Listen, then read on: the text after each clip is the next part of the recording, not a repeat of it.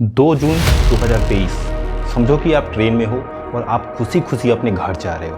रात हो चुकी है और आप खिड़की से मस्त नज़ारे देख रहे हो। बहुत अच्छा लग रहा है, बहुत खुशी महसूस हो रहा है कि हम घर जा रहे हैं, हम परिवार से मिलेंगे, अपने फैमिली से मिलेंगे। ट्रेन की रफ्तार भी अच्छी खासी चल रही है, जिससे कि और मन के अंदर खुशी हो रहा है कि और जल्दी हम घर पे पहुंच जाएंगे। और जैसे जैसे रात होता है कुछ लोग सो जाते हैं, उसमें आप भी सो जाते हो और अगले दिन आंखें खुलती है हॉस्पिटल के अंदर। समझ में नहीं आ रहा है कि क्या हुआ मेरे साथ वाले लोग कहाँ गए, बाकी लोगों का क्या हुआ, हम अकेले हॉस्पिटल में क्यों हैं। तभी एक खबर सुनने को मिलता है, बालासोर में सबसे बड़ा ट्रेन हादसा। शाम को जब चैन से बैठे थे मुसाफिर, तभी 3 ट्रेनों की भीषण टक्कर। ओडिशा में बालासोर के बहंगा बाजार स्टेशन के पास की तस्वीरें दिल दहला देने वाली। ये भगवान भरोसे चल रही भारतीय रेलवे की खतरनाक तस्वीर है। ये कोई कहानी नहीं, ये हकीकत है 2 जून 2023 का, जो कि कोरोमंडल, हावड़ा एक्सप्रेस और एक मालगाड़ी के साथ में हुआ है। इंडियन रेलवे के हिसाब से 57% ट्रेन एक्सीडेंट रेलवे की लापरवाहियों की वजह से होता है। इंडियन रेलवे इस दुनिया का चौथा सबसे बड़ा रेलवे नेटवर्क है। 13 लाख से ज़्यादा एम्प्लॉइज और 22,600 से ज़्यादा ट्रेन, और हर दिन 24 लाख से ज़्यादा लोगों को यह एक जगह से दूसरे जगह ले जाता है और ले आता है, यानी कि मूव करता है। और आज 150 साल से ज़्यादा हो गए हैं भारत में इंडियन रेलवे को चलते हुए, लेकिन पिछले कई सालों से इंडियन रेलवे ने प्रॉफिट की शक्ल तक नहीं देखी। अगर हम 2019 की बात करें तो इंडियन रेलवे 26,388 करोड़ की लॉस में थी।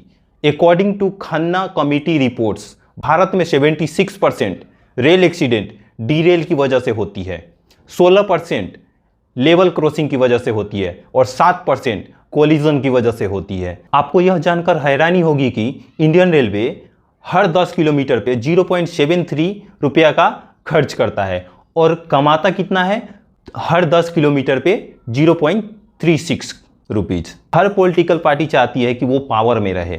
अब रेल लाइंस बिछाने में ट्रेन बनाने से तो ज़्यादा समय लगता है। आज़ादी के बाद जिस हिसाब से पॉपुलेशन बढ़ रही थी, उस हिसाब से सरकारों को यह समझ में आ गया था, अब जब रेल लाइंस बिछाई जाएगी तो ये जो लोग हैं जो ट्रेवल करते हैं वो एक जगह से दूसरे जगह जाएंगे कैसे।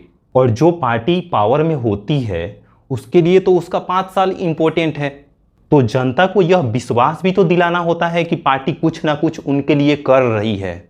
और क्योंकि यह जो रेल लाइन्स है इसको बिछाने में समय ज़्यादा लगता है, यानी कि 5 साल से भी ज़्यादा लग जाता है, और इसलिए इन पार्टियों ने यह काम किया जिसमें समय कम लगे और लोगों को डेवलपमेंट दिखाई दे, यानी कम समय में और वो कुछ दिखा सके लोगों को कि वो कुछ काम कर रहे हैं उनके लिए। और वो लोग क्या किए, नंबर ऑफ ट्रेन बढ़ा दिए कुछ लोगों को दिखाने के लिए कि ये हमने अपने कार्यकाल में किया है। तो नंबर ऑफ ट्रेन बढ़ गया, लेकिन रेलवे लाइंस जो ट्रैक्स हैं वो तो वही हैं। जो इंजन्स है उसको भी मॉडिफाई किए, कुछ हद तक उसको बेहतर भी बनाए लोग पहले से, लेकिन जो ट्रैक्स है वो तो वैसे की वैसे ही है ना। तो अगर हम इंजन का कैपेसिटी कितना भी रखते हैं, अगर हमारा रेल ट्रैक सही नहीं है, अगर रेल ट्रैक पुअर कंडीशन में है, तो कहाँ से उस पर उतना स्पीड जा पाएगा। कितने ट्रेन्स का तो कैपेसिटी स्पीड चलने का बहुत ज़्यादा है, 120 तक का है, लेकिन वो 50 से 60 के ऊपर जा नहीं पाते हैं, क्योंकि यहाँ पे जो इंडिया में जो ट्रैक है, जो रेल ट्रैक है, वो उस पर लोकल ट्रेन भी चलता है, उस पर एक्सप्रेस भी चलता है।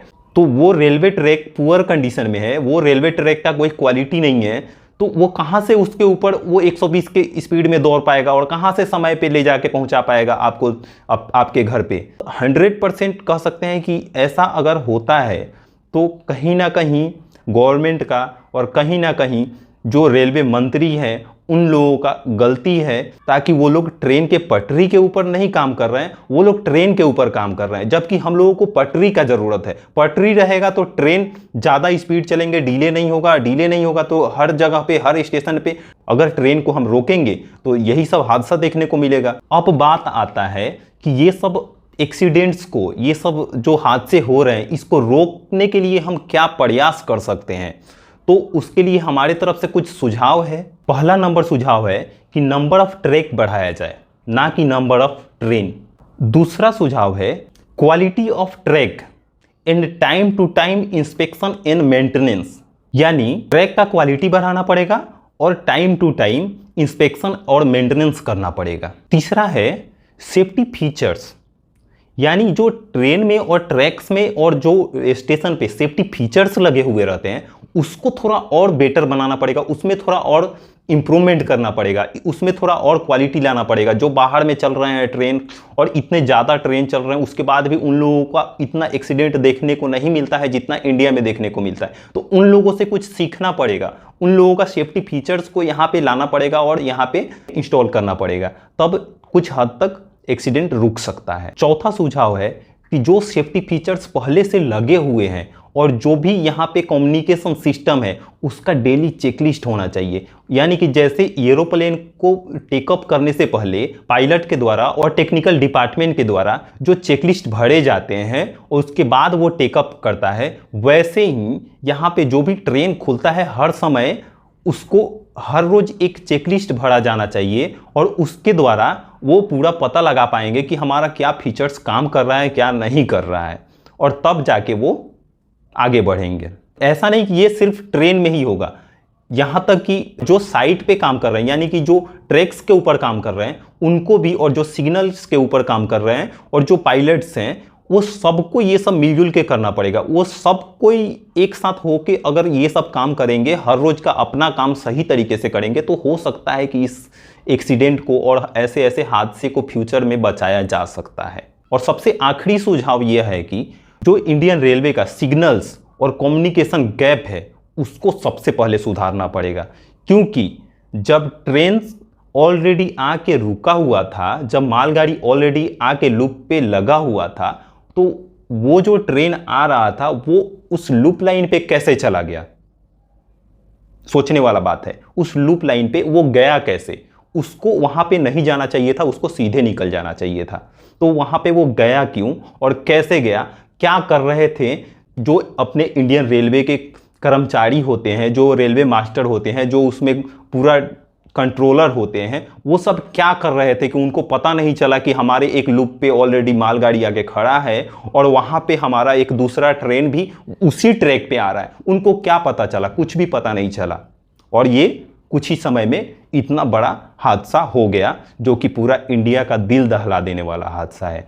तो आशा करते हैं कि आप लोगों को ये वीडियो समझ में आया होगा। अगर ये वीडियो आप लोगों को समझ में आया होगा तो आप लोग इसको शेयर कीजिए। अगर मेरे चैनल पे आप नए हैं तो इस चैनल को सब्सक्राइब कर लीजिए और बेल आइकन को प्रेस कर लीजिएगा, ताकि ऐसा ही इंफॉर्मेटिव वीडियो हम जब भी अपलोड करें आपके पास नोटिफिकेशन जाए। तो मिलते हैं किसी नए वीडियो में किसी नए टॉपिक पे, तब तक के लिए जय हिंद जय भारत।